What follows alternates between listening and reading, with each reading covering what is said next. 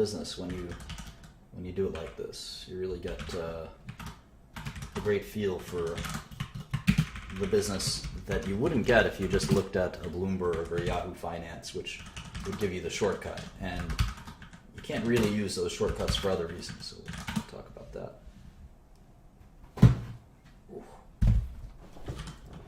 Looks like Microsoft took on a bunch of debt. I know they bought Nokia's. They bought one of Nokia's businesses a little while back. That might have been why. Maybe not. I don't know. We'll investigate that later.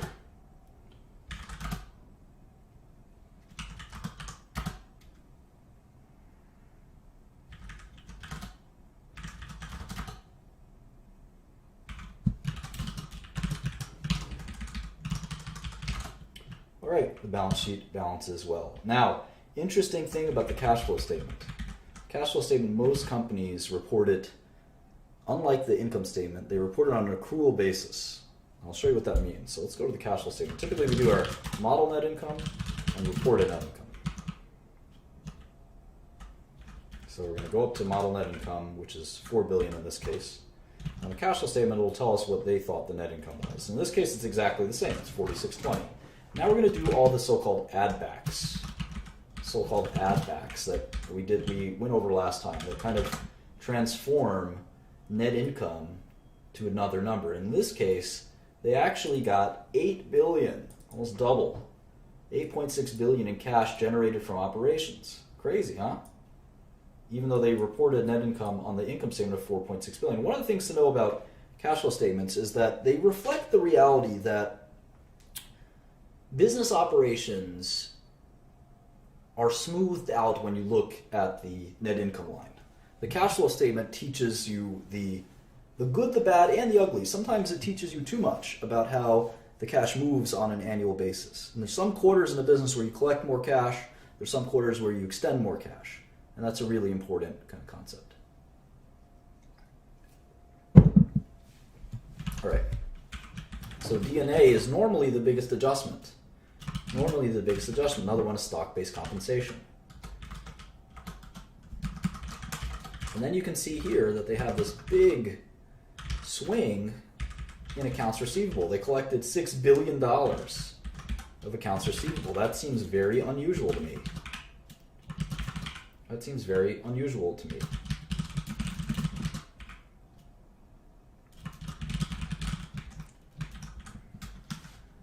They did build inventory and other assets, so that partially neutralized it, but the total sum was a much larger cash flow from operations,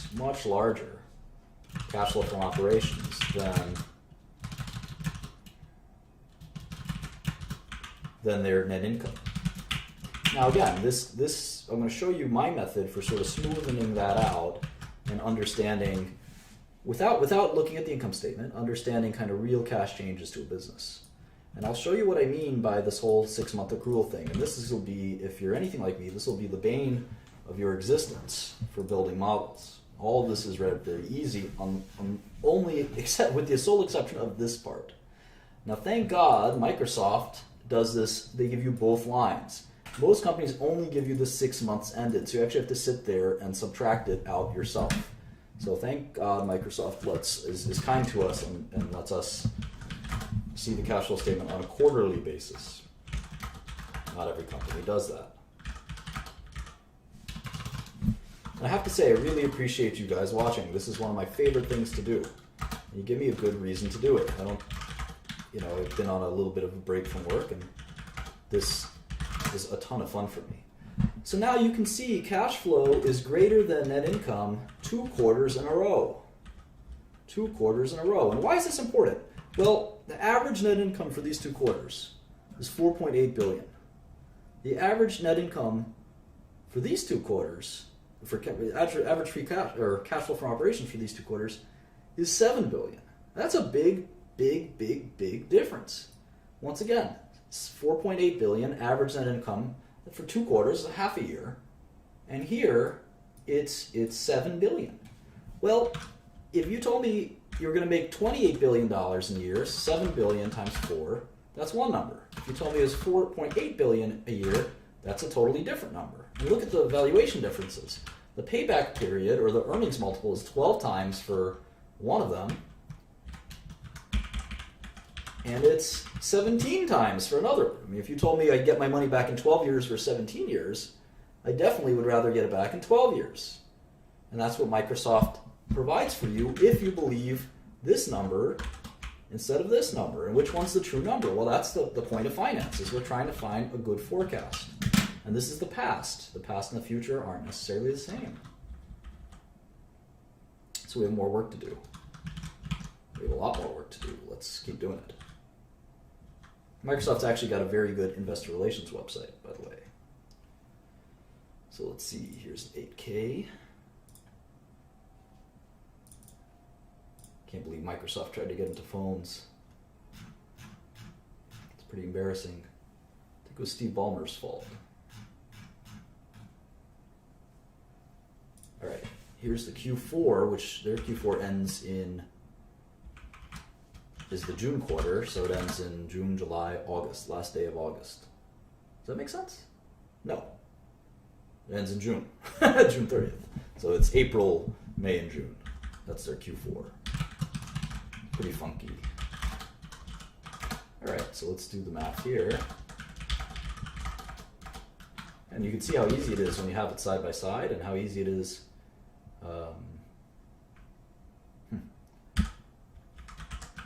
Now notice I'm excluding this impairment, integration, and restructuring because it's a non-cash charge. And I don't think they're going to have that every quarter, so I don't really care if they had it that quarter. Now, if they have lots of charges all the time, that's a different story. Let's do last year. 23,382, 76,33. It's like a video game, punching in these numbers. But there's a point to it. So now you can see the gross margin has declined. It was in the 60s, now it's 59. That's interesting. The rest of the operating margin has declined too. And meanwhile, it's not because low quality revenues have been added. Revenues have been declining as well. So it's a little bizarre. It's a little bizarre. Net cash went down by 3 billion here. Let's see. Even though they're profitable to the tune of 4 or 5 billion. Let's add another month or quarter of balance sheet and see what happens.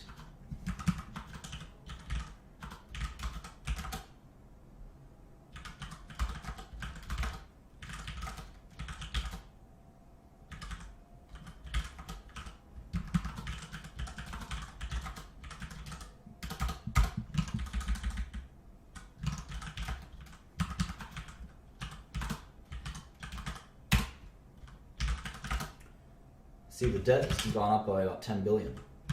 So I wonder what they spent that money on. Maybe dividends and buybacks and things like this.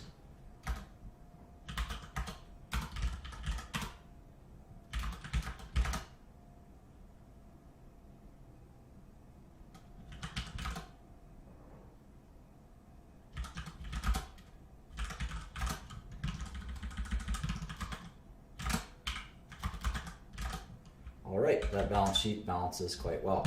Now, because they do this cash flow statement, I would like to add it in here. Cash flow statement. I don't know why they start net income. Oh, here we go. All right, so their reported net income is minus 31.95. So let's see, goodwill and asset impairments. That's the first line. Impairments. So we're going to reconcile that. Minus 31.95. That's going to be most of it. Or no, 70. Reported net income. Minus 31.95. 74.98. 14.93 depreciation. SBC.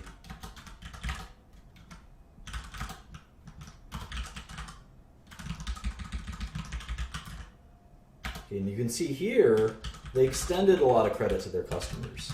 So it looks like the end of their fiscal year, they extend a lot of credit, or at least, or maybe there's no trend to it. It just goes up and down. Here they collected all their receivables. Here they extended. Here they collected. So necessarily no rhyme or reason. Sometimes things are just random. You can't tell for sure when your customers will pay you and when they won't, unless you have my team. All right, so here's the third quarter in a row where their cash flow is greater than their net income. So again, the average being $5 billion for net income and $7 billion quarterly cash flow for cash flow. That is a big difference. And again, we're dealing with that $7 billion number. They've been on track to make $28 billion a year, which is close to 10 times earnings, which is pretty cheap. That's pretty cheap. Even though Microsoft is thought to be kind of a laggard in many ways, that is a very cheap relative to some of the other companies we've looked at. Although look at Apple. Apple's 8 times. Let's do this. 28 billion is what we think 2016 earnings are. And without even building a model, let's assume that it declines by 1%. So, according to this, pound for pound, Apple's the cheapest, Microsoft's the second cheapest, and IBM's the third cheapest. But that doesn't mean they're the most attractive in that order. We don't know if Apple's earnings will fall off a cliff. A lot of people think they will. We don't know if IBM's earnings will fall off a cliff. They certainly haven't been doing a good job, and we don't know anything about Microsoft because we just started to look at it.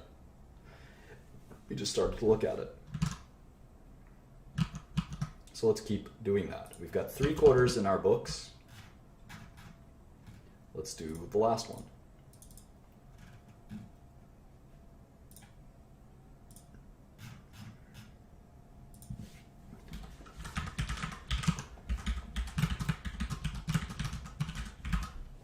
Sometimes you don't know everything about a business from your personal experience with it unless you're in the software industry. Even if you are, it's not easy to know what a company, how they're really making their money all the time.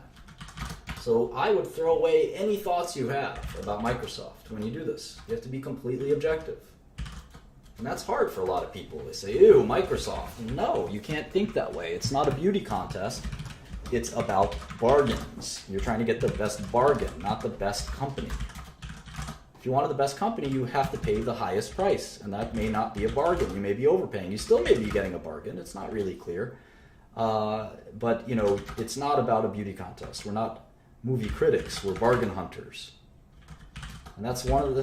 If someone asks me what the number one thing people don't understand in finance, it's that. We're not trying to make a good or bad kind of rating. We're trying to make, are we getting our money's worth rating? It's just a very different analysis oftentimes, especially in companies like this. In pharma and biotech, it's a little more complicated, but certainly in this kind of, it still applies, don't mind you. But it's extremely important for companies like this. Good versus bad is not the calculation we're making. We're weighing exactly what is this. It's like 50 different diamonds. There's definitely one better diamond than the other.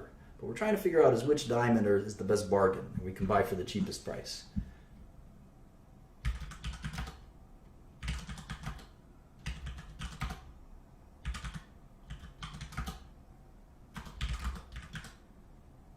Of course, plugging and chugging, as we like to say, these numbers is a bit boring, but it's almost done.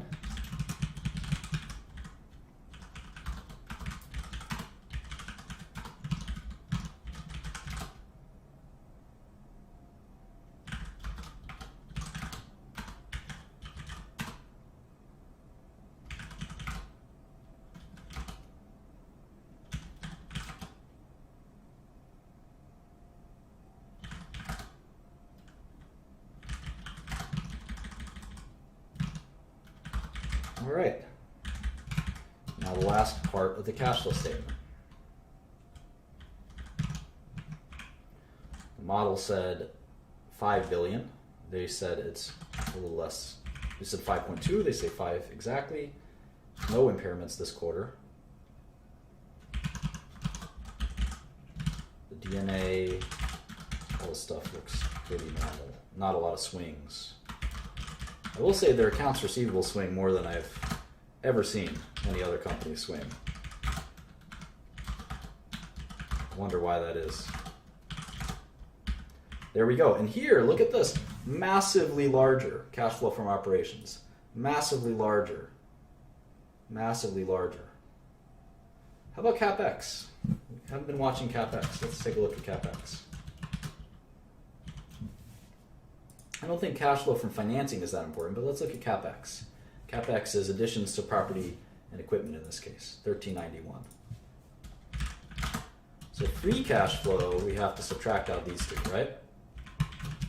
That's one of the reasons why cash flow is larger than net income. Could be because of CapEx. You don't think a software company is having a lot of CapEx. I mean, after all, they don't have any equipment to make the software. I mean, come on. Software. Let's also look for acquisitions. Acquisitions. That's another interesting thing to watch. Acquisitions and buybacks. So for acquisitions, they had 162 million. And here for buybacks,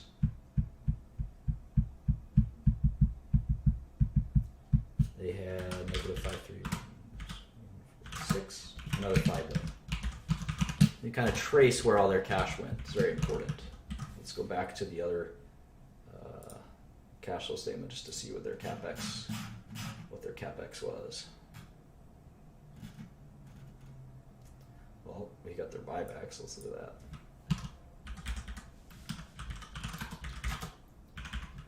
Acquisitions, 626.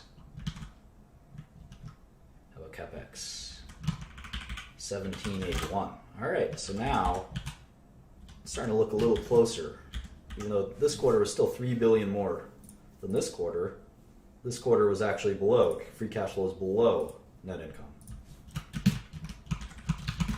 Let's look at this one. I'm going to show you my method for kind of smoothing these things out. It's not that complicated. You can even probably guess what it is.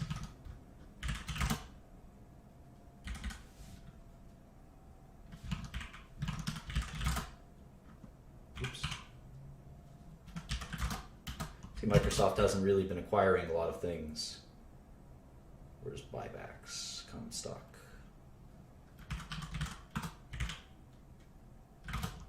There's also dividends.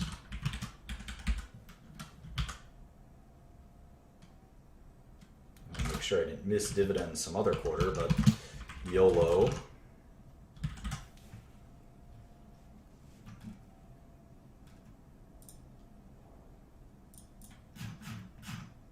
And here's the last one.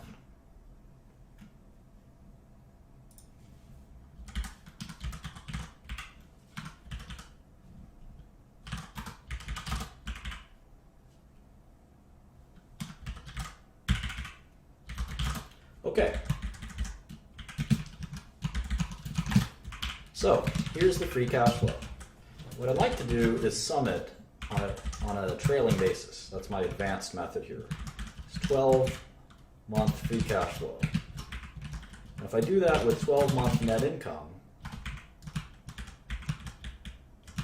I can kind of see which one is which one is higher than the other. In this case, you can see it's about 4 billion higher. About 4 billion higher. So which one is the real number? Well, it's hard to tell. It's probably free cash flow. It's probably free cash flow. So let's assume in our forecasting that they're not going to make 28 billion. They're going to make 24 billion. So now Microsoft is, at least by an earnings ratio perspective, the most quote-unquote expensive company. It could have the highest growth potential. Who knows? We haven't looked at the business yet. I mean, if taking a look at their last 4 quarters, they haven't been growing very much. But now again, that might be due to the euro. We're not sure. We got to look into that. I just want to make sure there weren't dividends I'm missing. I hate missing things. Let's go to one more time. Dividends, there we go, 24.96.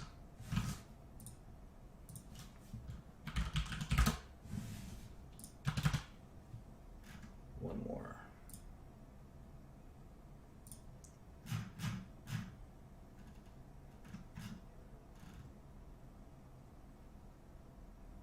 $25.32. Okay, so we can see that Microsoft's been kind of struggling with their revenue growth, but let's